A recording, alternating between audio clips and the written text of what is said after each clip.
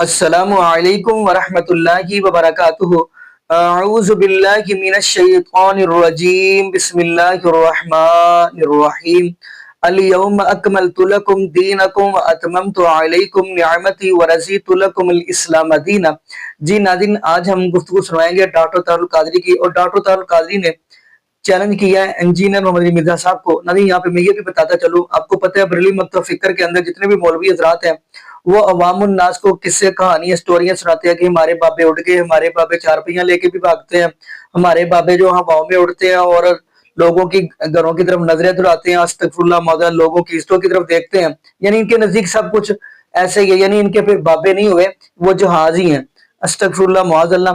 لیکن ناظرین ڈاکٹر طاہر القادری نے چیلنج کیا بایزید بستامی کے حوالے سے انجینئر محمد علی مرزا صاحب کو۔ تو ناظرین وہ ہم گفتگو سنیں گے، پھر انشاءاللہ ناظرین آگے ہم بھی گفتگو کریں گے۔ آئیے ناظرین مل کے ویڈیو دیکھتے ہیں۔ سلطان العارفین بایزید بستامی رضی اللہ تعالیٰ عنہ، ان کے حوالے سے کچھ غلط فہمیاں لوگوں میں چلتی ہیں، کچھ اقوال ان کی طرف منسوب کیے گئے، میں ان کا ذکر نہیں کرتا۔ جو سمجھنے والے ہیں آپ میں سے پڑھنے والے سمجھ جائیں گے، وہ اقوال غلط منسوب ہیں، وہ اقوال غلط یاد رکھ لیں۔ اچھا، ان کی طرف نسبت کرنا اقوال کا یہ بھی غلط ہے، اور بعض لوگ ان کی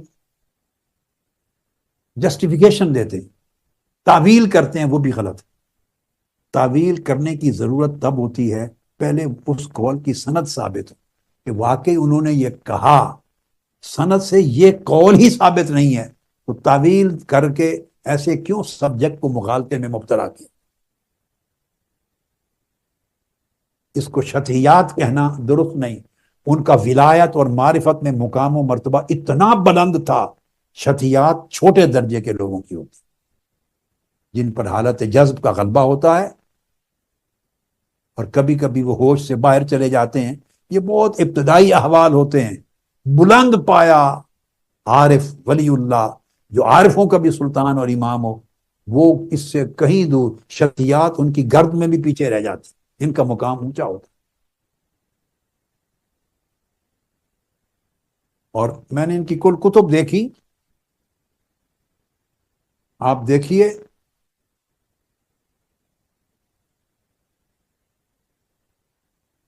یعنی ان کی وفات جیسا کہ میں نے عرض کیا 234 کے زمانے میں ہوئی، اور بعضوں کے نزدیک 261 میں۔ جو تذکرے بڑے بڑے ائمہ نے، محدثین نے، صوفیاء اور محققین نے لکھے آپ کے حالات پر، ابتدائی 200-300 سال تک ان میں سے کسی کتاب میں ان شتحیات کا سو کالڈ اور ان اقوال کا ذکر نہیں ہے۔ ان سے یہ ثابت ہوتا ہے کہ وہ اقوال آپ کے نہیں تھے، وہ فرمودات آپ کے نہیں تھے۔ سب سے پہلی کتاب جو آپ کے زمانے کے بعد اپیئر ہوئی، جس میں آپ کا تذکرہ ملتا ہے، اور مستند کتاب صوفیہ اور عارفین پر، وہ طبقات الصوفیہ ہے، امام ابو عبد الرحمن السلمی کی۔ امام ابو عبد الرحمن سلمی 325 ہجری میں پیدا ہوئے اور 412 میں آپ کی وفات ہے۔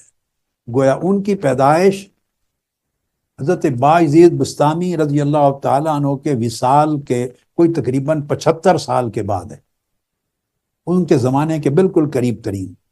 ان کی کتاب طبقات صوفیہ ہے، اس کے اندر حضرت بایزید بستامی رضی اللہ تعالیٰ عنہ پر پورا چیپٹر ہے، اور ان سے بڑھ کر مستند تذکرہ اولیاء اور صوفیاء کا تاریخ اسلام میں نہیں ہے، طبقات سلمی۔ اور یہ امام سلمی خود نہ صرف صوفی اور ولی اللہ ہیں، بلکہ محدثین کے امام تھے۔ امام بہقی کے بھی شیخ ہیں، امام بہقی کے استاد ہیں، اور امام بہقی نے السنن الکبریٰ میں، جو حدیث کی سب سے بڑی کتاب ہے، ہر تیسری چوتھی حدیث آپ سے روایت کی ہے امام سلمی اور امام حاکم۔ یعنی اس جیسے پائے کہ لوگ بالواسطہ بلا واسطہ آپ کے تلامذہ میں تھے۔ یہ ایک زمانہ ہے، اور ان کا مرتبہ مسلم ہے، کوئی امام سلمی کے مقام و مرتبہ پہ انگلی نہیں اٹھا سکتا۔ محدث ہیں، صوفی ہیں، محقق ہیں، انہوں نے پورا چیپٹر بنایا ہے امام ابو یزید بستامی پر. آپ کی 100 قول جو شرطیات کہہ کے ہم سمجھتے ہیں اس کے کسی قول کا ذکر نہیں کیا. اس کا مطلب ہے حضرت بایزید بستامی کے وفات کے 75 سال یا 100 سال کے بعد زمانے تک ایسے کوئی اقوال فضا میں ایگزسٹ نہیں کرتے تھے، زمین میں ان کا وجود نہیں تھا، کوئی چیز آپ کی طرف منسوب نہیں تھی، ورنہ امام ابو عبد الرحمن سلمی سب سے پہلے شخص ہوتے کہ تذکرہ ابو یزید بستامی میں لکھتے. نہیں کیا، سب سے بڑی سند ہے. اس کے بعد میں نے دیکھا اگلی کتاب ہے امام ابو نعیم، بہت بڑے محدث و گزرے ہیں، ان کی کتاب ہلیت الاولیاء. امام ابو نعیم کی ولادت 336 ہجری میں ہوئی، یعنی امام سلمی کے 11 سال بعد پیدا ہوئے. تو گویا ان کا زمانہ بھی حضرت با یزید بستامی رضی اللہ تعالیٰ عنہ کے وفات کے بعد شروع ہو جاتا، 80-90 سال بعد، یعنی ایک صدی کے اندر اندر ہوئے ہیں. اور بہت بڑے عظیم محدث ہیں. تو عظیم الشان کتاب ہے ہلیت الاولیاء، ان کا چیپٹر ہے. انہوں نے بھی ایسی کوئی چیز نقل نہیں کی، جس کا مطلب ہے کہ حضرت بایزید بستامی کے وصال کے 100 سال 150 سال بعد تک ایسے کوئی اقوال دنیا میں آپ کی طرف منسوب نہیں تھے. اس کے بعد ایک جلیل القدر امام ہے امام ابو القاسم القشیری. امام ابو القاسم القشیری الرسالہ القشیریہ کے مصنف ہیں، اور یہ حضور داتا گنج بخش علی حجویری رضی اللہ تعالیٰ عنہ کے دادا شیخ ہیں. ان کے دادا شیخ ہیں حضور داتا گنج بخش رضی اللہ تعالیٰ عنہ. امام قشیری بھی مسلم امام، محدث، فقیہ، مفسر اور صوفی اور عارف اور متکلم، یعنی یہ وہ ہستیاں ہیں جن پر کوئی انگلی نہیں اٹھاتا. انہوں نے رسالہ قشیریہ میں حضرت با یزید بستامی کا ذکر کیا، تذکرہ کیا، بڑے عالی شان الفاظ میں، بڑے عمدہ عالی شان الفاظ میں، مگر ایسی کوئی چیز انہوں نے تذکرہ نہیں کیا آپ کے ایسے اقوال کا. اس کا مطلب پتہ یہ چلا کہ امام سلمی تک بھی یہ قول نہیں پہنچے تھے، امام ابو نعیم تک بھی نہیں پہنچے تھے، امام قشیری تک بھی نہیں پہنچے تھے. گویا حضرت با یزید بستامی کے وصال کے بعد ابتدائی 200-300 سالوں تک ان اقوال کا کوئی نام و نشان دنیا میں نہیں تھا، آپ کی طرف منسوب نہیں تھے. اور اگر بعد میں کسی نے ذکر کیا، علامہ ذہبی نے پہلی مرتبہ ذکر کیا اور یہ کہا کہ ثابت نہیں ہے یہ اقوال آپ کی طرف، یہ کہا اپنی کتاب کے اندر. اور وہ ہوئے ہیں امام حضرت با یزید بستامی سے 450 سال کے بعد آئے ہیں علامہ ذہبی. اس سے ثابت یہ ہوا کہ گویا 400 سال بعد تک حضرت با یزید بستامی کی وفات سے بعد میں 400 سال تک ایسے اقوال آپ کی طرف منسوب نہیں تھے. تو 400 سال گزر جائیں اور اس کے 450 سال اور 500 سال بعد کوئی تذکرہ نویس ایسے قول کا ذکر کر دے تو اس کا مطلب ہے یہ باطل ہے. اس میں کسی قرید کی اور مزید تحقیق کی ضرورت نہیں، اور اس پر تبصرہ کی بھی ضرورت نہیں، اور نہ اس کی تعویل کر کے اس کے دفاع کی ضرورت. اور علامہ ذہبی نے جب یعنی 450 سال کے بعد لکھا تو لکھ کے تو اس کے اندر خود کہا کہ یہ چیز ثابت نہیں ہے، غیر مصدقہ ہے، خود کہا غیر مصدقہ. اور جو لوگ کہنے لگے ان کے زمانے میں سمجھتے ہیں کہ یہ درست ہیں اقوال، تو پھر وہ اس کے حال سکر کی طرف تعبیر کرتے ہیں. اس وقت یہ بحث شروع ہو گئی تھی 400 سال کے بعد، اور جو جلیل القدر ائمہ پہلے ہو گزرے ان کے ہاں اس کا ذکر نہیں ملتا، جس کا مطلب ہے یہ بعد میں گڑی گئیں، منسوب کی گئیں، اور علامہ ذہبی نے اس کا جواب دیا ہے. اور ایک کتاب ہے جس کا حوالہ عام طور پہ ہمارے واعظین، علماء، مقررین جوش خطابت و ذوق و شوق میں دیتے ہیں، تذکرۃ الاولیاء شیخ فرید الدین عطار کا. یہ تو پھر اس سے بھی اور بہت بعد 500 سال بعد کی کتاب ہے. تو بغیر سند کے 450-500 سال بعد لکھی جانے والی کوئی کتاب اور بغیر سند کے وہ قول منسوب کر دے تو اس کو قبول نہیں کیا جاتا. اس کو پرکھا جاتا ہے امام باجزید بستامی ہوں یا جنید بغدادی ہوں یا سری سقطی ہوں یا معروف کرخی ہوں یا ذوالنون مصری ہوں یا ابو بکر شبلی، کوئی اس زمانے کے سلف صالحین کے اولیاء ہو، ان کے تمام تعلیمات اور احوال پر پرکھا جائے گا۔ اگر وہ چیز ان سے مطابقت نہیں رکھتی تو رد کر دیا جائے گا۔